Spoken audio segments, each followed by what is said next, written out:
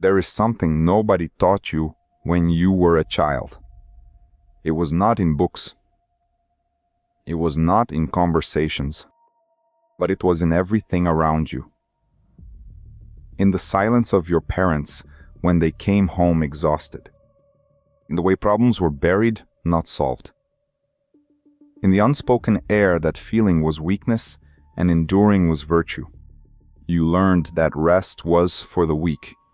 You learned that needing others was a burden. And you learned, without anyone needing to say it aloud, that your function was to keep going.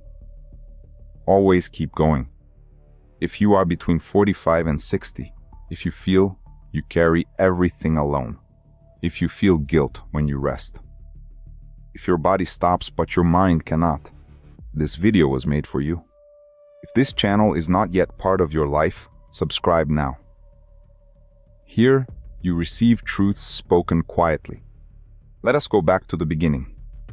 To the child, you were in the 80s and 90s, in a world that still smelled of wet grass. Saturday afternoons with nowhere to be. Television that ended at midnight with a static screen. You remember that?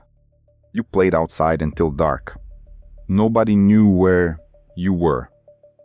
The expectation was that you would figure it out, that you would handle it, that you would return whole without making a scene. Nobody called it neglect. They called it freedom. But something silent was happening in those afternoons. You were learning not to need. Your parents were children of effort, of scarcity. They were not bad parents in most cases. They were parents without a map. Love was provision. Presence was physical presence.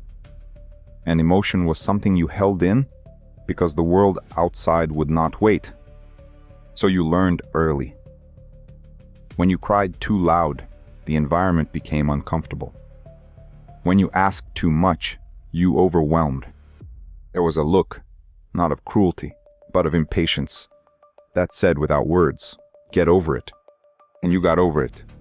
Again and again, until getting over it stopped being effort and became the default mode of your nervous system. There is a moment when something inside you simply closed. It was not dramatic. There was no visible crisis. It was the 3rd time you cried and nobody came.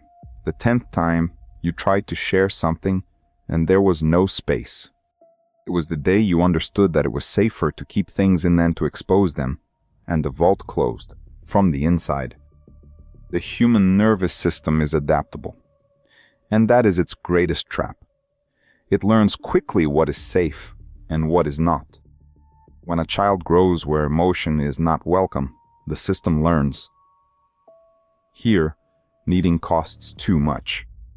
The safe mode is the self-sufficient mode, and it stays in that mode, not for days, for decades. A child who learns not to need does not become emotionally independent. She becomes emotionally alone. And there is an enormous difference between the two things. Generation X learned only half of it. The half that stays standing, the half that endures, the half that does not ask, does not expose, does not show how heavy it is. The other half, the one that receives, that rests, that allows being cared for, was buried, atrophied, forgotten. At some point, survival mode stopped being a response to crisis. It became the identity. You were no longer in danger mode, but the system behaved as if you were. Waking up with tension in your chest. Difficulty sitting without doing anything, not because you are not tired, but because the brain reads rest as a threat, as if the moment you stop, everything will collapse. This has a name. It is called chronic hypervigilance. It is the silent legacy of a childhood where being attentive and anticipating was what kept things functioning. And then adult life came, and it confirmed everything you had already learned. Work rewarded whoever endured the most. Relationships went to whoever was always available. The family depended on whoever did not complain. And you, who had already been trained for this since childhood, fit perfectly into that role. You became the reliable one, the responsible one, the one who solves. For a while this fed something inside you, a sense of value, of purpose, of being needed. But nobody told you the price of that. That being always the pillar means you never have permission to shake. Never. That being always the one who solves means nobody asks if you need help. That building your identity on productivity means that when you stop, you do not know who you are. If you have ever felt this way, write in the comments. I learned not to need, and leave a like too. Now you are in your 50s or your late 40s, and life is heavy in a way that is different from everything before. Your parents are aging and you care for them, because who else is going to? Your children still need you, emotionally, financially, practically, all at the same time. Your work demands more than ever in a world that changed more in the last 10 years than in the previous 50. And you are somewhere in the middle of all of this, invisible to everyone, including to yourself. This generation is living what some call the sandwich syndrome, squeezed between generations that depend on it, without space for its own needs, without vocabulary to name its own exhaustion.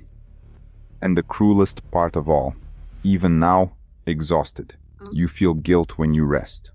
You feel unproductive, that you are wasting time, that there is something you should be doing, that rest is a luxury you have not yet earned, as if the right to rest needed to be deserved through enough suffering.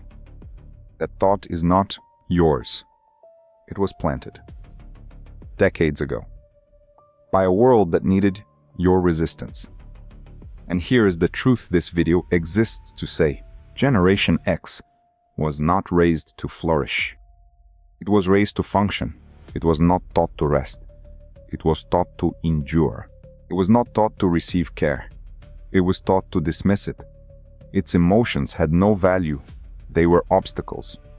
And you did all of this so well, so completely, that the world around you never noticed how much it cost.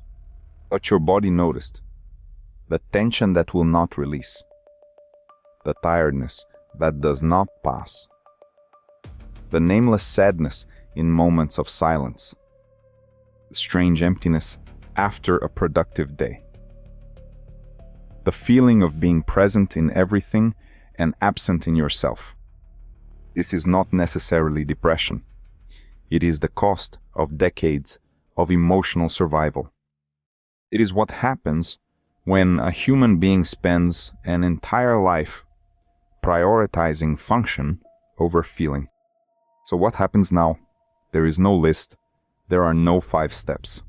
There is no motivational phrase that undoes decades. But there is something you may never have been given permission to hear. And this video wants to give it to you now. You can stop. Not forever. Not everything. But enough to breathe, to feel, to ask yourself how you truly are. How you are for real, and to wait for the answer without judgment. Rest is not a reward. It is a need. As basic as water, as essential as air. The fact that you spent decades believing you needed to earn, it says much about what you were taught, and nothing about what you deserve. You did not need to have been so strong for so long. It was not fair to ask that of a child. It is not fair to keep asking it of you. Healing does not begin with optimized productivity. It begins with something simpler and harder at the same time. Learning, for the first time in your life, that you exist, not as function, not as pillar, not as the one who solves. As a person, with legitimate tiredness, with real needs, with the right to rest, now, today, as imperfect as life is. You survived a great deal. It is time to learn to live. Right below one thing you have been carrying alone for too long. This space is yours. Leave a like if this video touched something real. You will help others of your generation find this too. The next video is appearing on screen now. If this one resonated with you, that one will continue the conversation.